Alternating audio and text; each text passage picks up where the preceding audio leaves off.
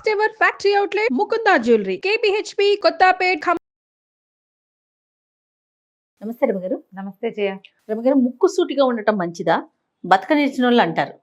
అలా ఉండటం ప్రస్తుతం ఉన్న కాలంలో ఎలా ఉండాలి మీరు చెప్పండి. ముందు మీరు పర్సనల్ గా చెప్పండి రమగారు. పర్సనల్ గా కూడా జయ, ముక్కుసూటి వాళ్ళు బతకలేరు జయ. పాపం ఇబ్బంది కదా, ముక్కుసూటి వాళ్ళు బతకలేరు. వాళ్ళతో ఉన్న వాళ్ళు కూడా వాళ్ళని సహించరు. మనకు ఒక చిన్న సమాజం ఉంటుంది కదా, ఇప్పుడు పెద్ద ప్రపంచం వద్దు. మనమే మన ఇంట్లో మన అమ్మ నాన్న, మన అన్నయ్య తమ్ముడు వదిన మరదలు, బాబాయ్ పిన్ని, ఆయన ఆడపడుచులు మరుదులు, బావగారులు తోడుకోడళ్ళు, వీళ్ళకే నచ్చదు స్ట్రైట్గా ఉంటే. పిల్లలకి అసలు నచ్చదు.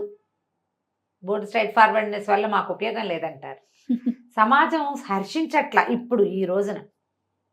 మన చిన్న సమాజమే హర్షించకపోతే ఈ పెద్ద సమాజం ఏం హర్షిస్తుంది? ఎక్కడైనా బతక నేర్చింతనమే అవసరము.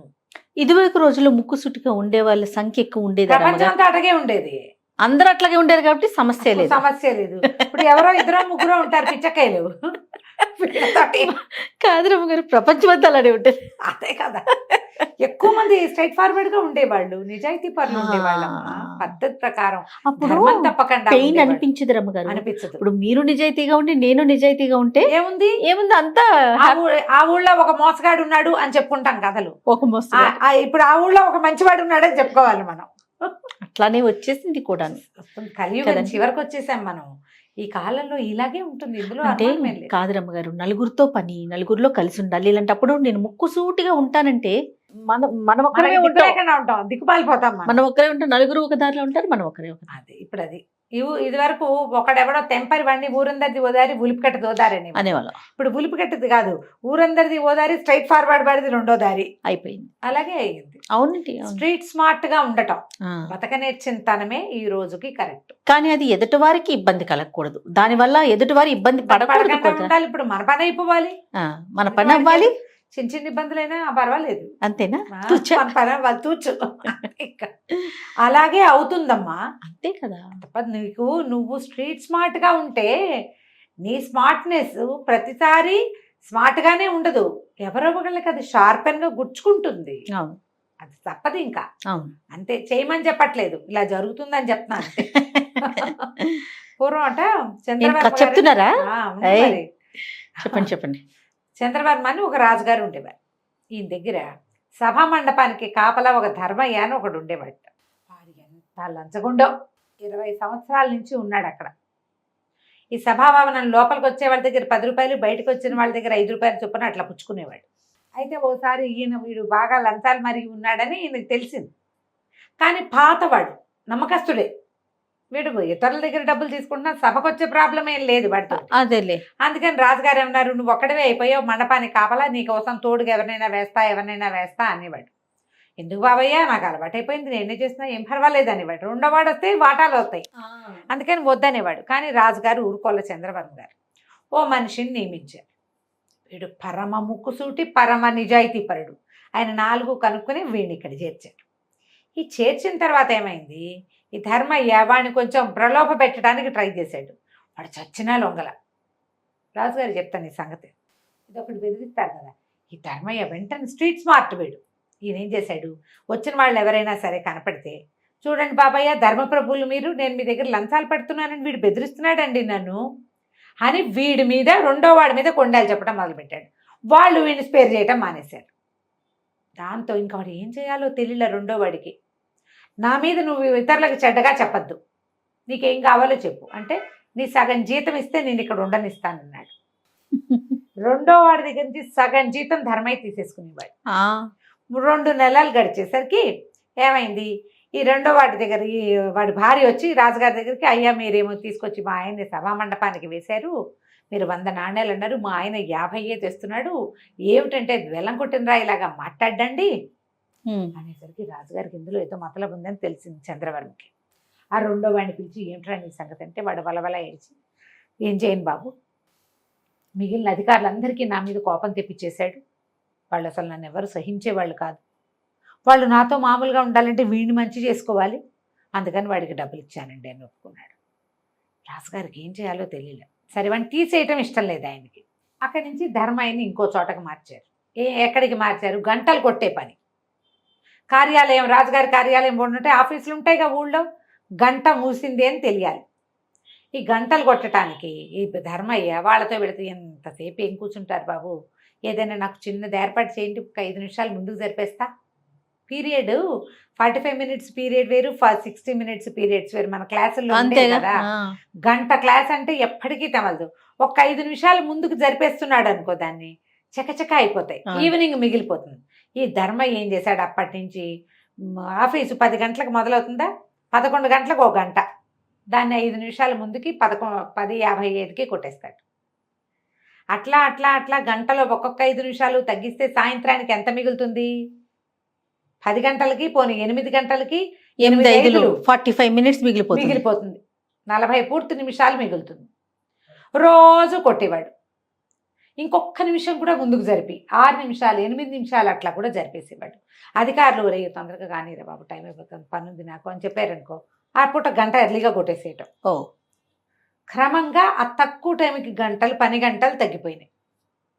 ఒకరోజు చంద్రవర్మ గారి భార్య ఏదో సాయంకాలం సన్నజాజి పువ్వుల దండలు కట్టించుకుంటూ, ఇవాళ రేపు ఏమిటోనండి, ఇది వరకు శీతాకాలం అయితే పగలు చిన్నది రాత్రుళ్ళు పెద్దవి, ఎండాకాలం అయినా సరే పగలేమో తొందరగా అయిపోతుంది, సాయంకాలం ఎప్పటికీ అవటం లేదు అన్నది. అనేసరికి ఆయనకు అర్థం కాదు, అదేమిటి ఎండాకాలం ఎలా అవుతుంది అట్లా, ఎండాకాలం పగళ్ళు పెద్దవి అంతే, అందరికీ తెలుసా ఈ సంగతి? అవునండి కదా, పొద్దు నిలవటం పొద్దు నిలవకపోవటం. అవును.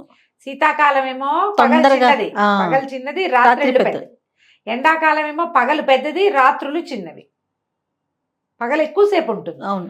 పగటిపూట నీకు టైం ఎందుకు మిగలటం లేదు, సాయంకాలం ఎందుకు ఉంటుంది? ఆయన కొంచెం చూడగా ఆయనకి ఏమర్థమైంది, ఆ గంట ముగియక ముందే కొట్టేస్తున్నాడు అని తెలిసిపోయింది. అక్కడి నుంచి కూడా తీసేశారు ధర్మయ్య. తీసేశాక ఏం చేశాడు, అన్ని చోట్ల డబ్బులు మిగిల్చుకున్నాడు.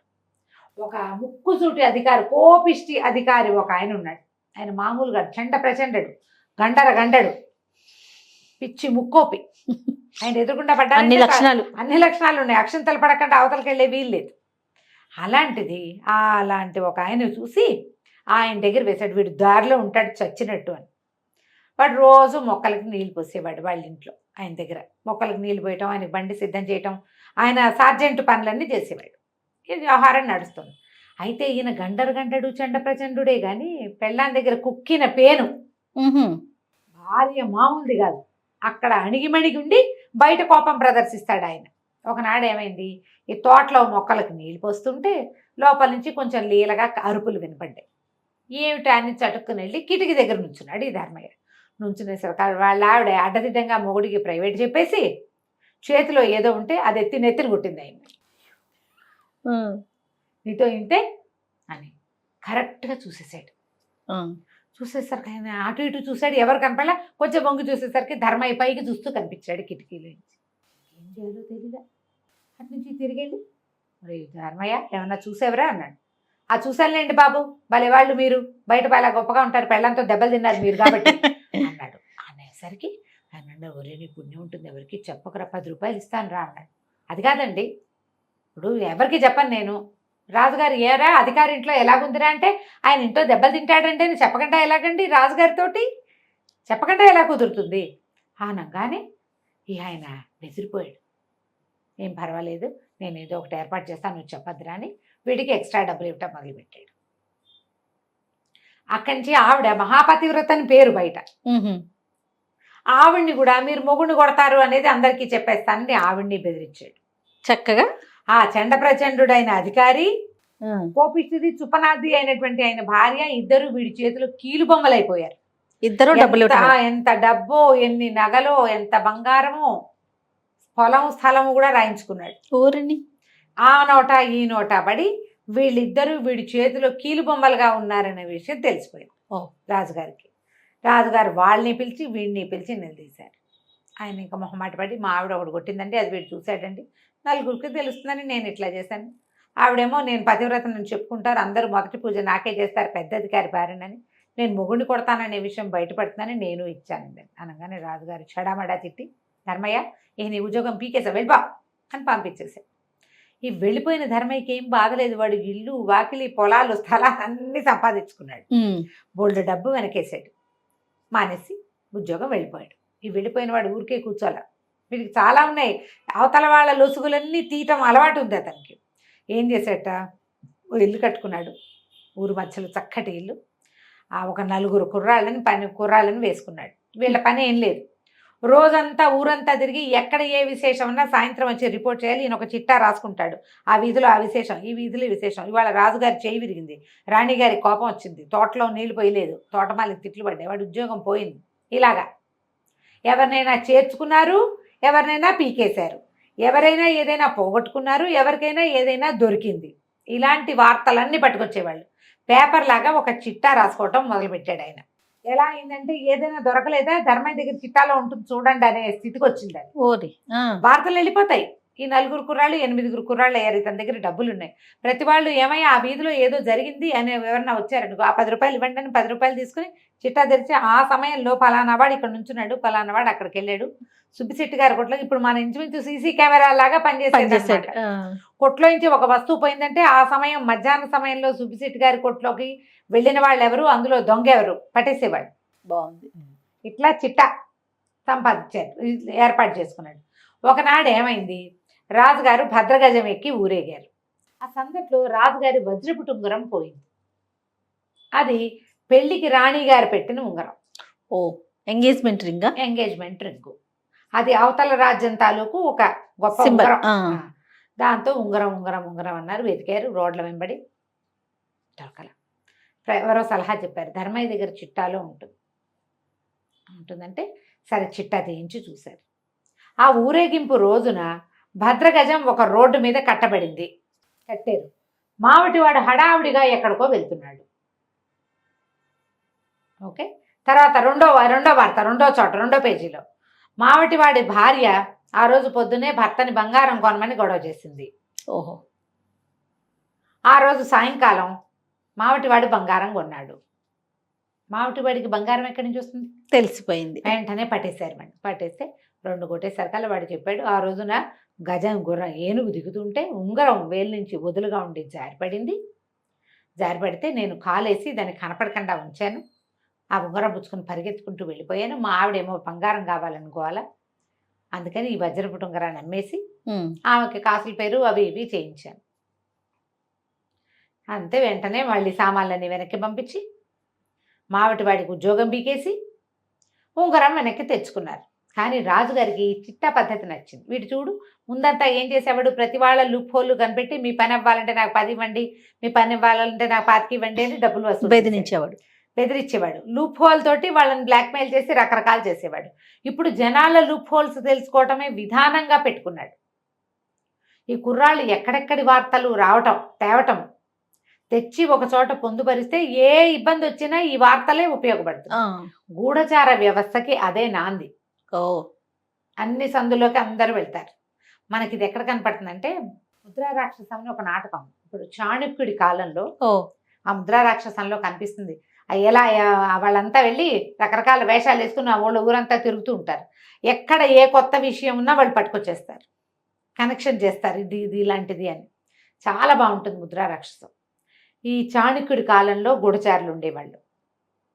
తర్వాత మనకి ప్రతిజ్ఞాయోగం యుగంధరుడి కాలంలో కూడా ఎప్పుడూ గూఢచార వ్యవస్థ ఉండేది. ఆ గూఢచార వ్యవస్థ ఇట్లా మనం ఒక విషయం కోసం వెళ్ళటం కాదు, ఊరికే ర్యాండమ్గా తిరుగుతూ, విశ్వనాథ సత్యనారాయణ గారు చాలా పుస్తకాల్లో కూడా ఇవి చూపిస్తారు. ర్యాండమ్గా తిరుగుతూ అక్కడ ప్రత్యేకంగా ఏంటి కనపడుతుందో అవన్నీ పట్టుకురావటం.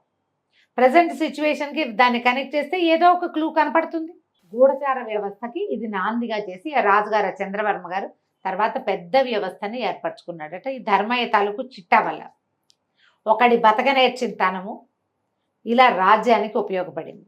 బతకనేర్చిన వాళ్ళు వాళ్ళ వల్ల కొంతమందికి ఇబ్బంది అవుతుంది, కానీ చాలా మందికి ఉపయోగపడతారు. కంచికి మనం ఇంటికి. బాగుంది రమ్మగారు. నమస్తే. నమస్తే.